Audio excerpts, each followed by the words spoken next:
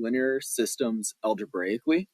So we're actually going to make this a two-part lesson where we'll cover substitution first, and then in day 2 we will cover elimination. So feel free to watch just the substitution part for the first day here, and then you can always watch elimination on day 2. It wouldn't hurt to watch both at the same time, but we'll just be talking about substitution in this first video. So for substitution, for both of these, the steps look quite intimidating, yet once you start solving them, you realize that each of these steps are pretty small and they are very manageable. So for substitution, you first solve one equation for one variable. So in a typical linear equation here, you would solve for either x or y. Then you will substitute whatever you get for x or y into the other equation. Finally, once you substitute, you will be able to solve for the remaining variable. You will substitute this value into either equation to solve for the remaining variable. So it's kind of a two-step system. You need to solve for one variable, then solve for the other. There's many ways we can state our final answer. We can write it as an ordered pair, which is what we did last lesson. You could write this in slope-intercept form, which is obviously just as an equation, or you might have no solutions for some of these. But let's kind of start by just working these or solving these as an ordered pair. So for our first example here, this is a system of equations. We have two equations. So as it said before, let's solve for one of our variables.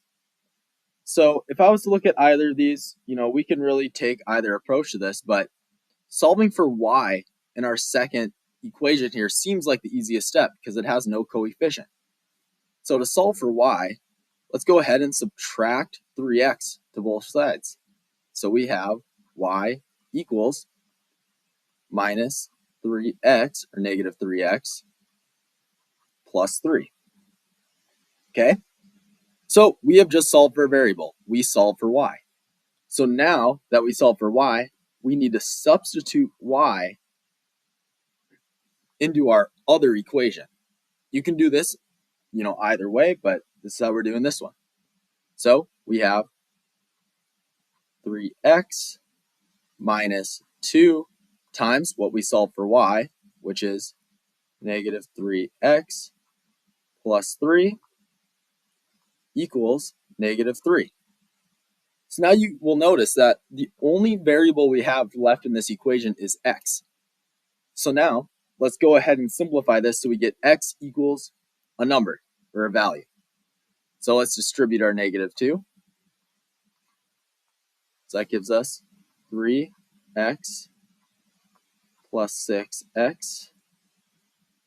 Negative 2 times 3, negative 6, equals negative 3.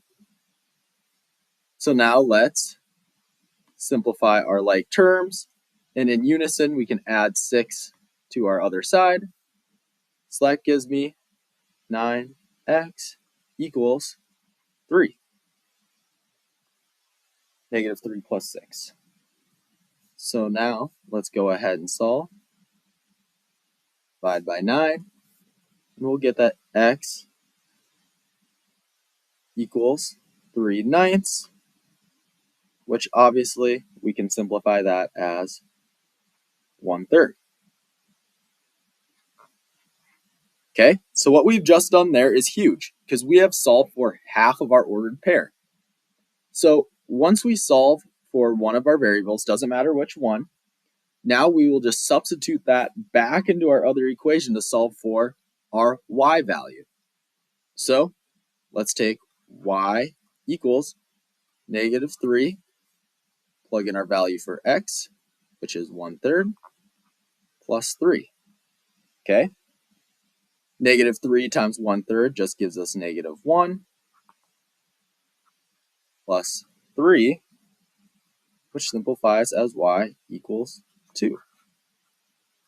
Okay? So as you've noticed, we have solved for an x value and a y value. So we can write this as an ordered pair. Remember, your y or your x value comes first. So we have 1/3, comma, our y value, which is 2. So our final solution is 1/3 and 2. That is the point at which both of these equations would intersect each other. Okay? So for example number 2 here, we will do the same exact thing. Except this time, why don't we solve for an equation with x equals first and then substitute it so you can see the other way around. So in our bottom equation here, x has no coefficient. So let's solve this equation for x. We have x equals, let's subtract 4x from both sides, negative 4y minus 6. Okay, so we have solved this equation for x. So now let's substitute this back into our other equation right here. Okay, so that gives us 3 times x, which we know is the same as 4y minus 6 minus 2y equals 10. So once again, let's distribute.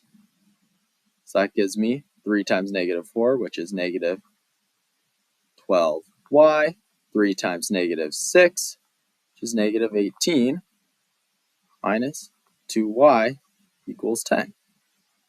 So we can add 18 to both sides, and let's also combine our like terms, simplify our y's. All right, so negative 12 minus 2y gives me negative 14y equals 10 plus 18, which is 28.